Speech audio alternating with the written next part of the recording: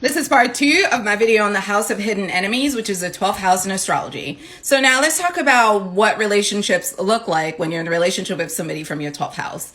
I have had the pleasure or the misfortune, however you want to spin that energetically, of meeting several 12th house people on my life path.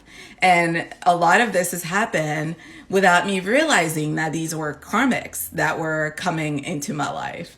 Now that I'm older, looking back, some of them have been just experiences that were really eye-opening. So the 12th house in astrology is known as the house of hidden enemies. It's not always about other people being our enemies. It's also about the ways in which we are our own worst enemies and the things that we need to heal about ourselves so we can be better versions of ourselves. So oftentimes when you meet people whose sign is, let's say you have your 12th house in Pisces, if you meet a person whose sun sign is a Pisces, you're going to have a very karmic type relationship with them. Not always, but often. And the reason for that is because there are lessons that they're supposed to teach you so that you can grow energetically so that you don't have any regrets later on in life. Because the 12th house is all about the things that we don't want to deal with that unfortunately only pop up when we're old and gray and bedridden. So typically 12th house people are going to be our secret enemies because these are typically people that are nice to your face but mean to you behind your back.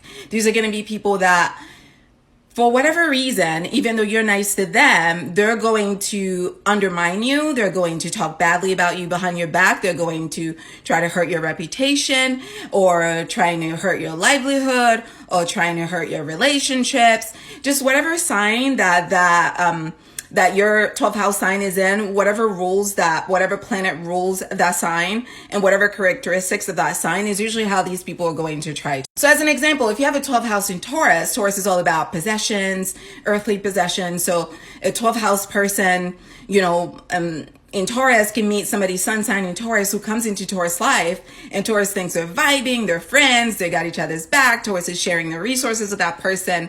But known to Taurus, this person is like talking crap about Taurus behind their back and is only using Taurus for their resources, but Taurus has no idea. So why they're called secret enemies? Because they're nice to you to your face, but terrible to you behind your back. So it's important to know what's in your 12th house because anybody who has their sign, their moon or their rising sign in your 12th house sign is somebody who's going to trigger you in some way, one way or another. What's crazy about these people is that typically you're going to experience them as being more vulnerable than they are. You're going to have a lot of compassion for them. You're going to want to help them.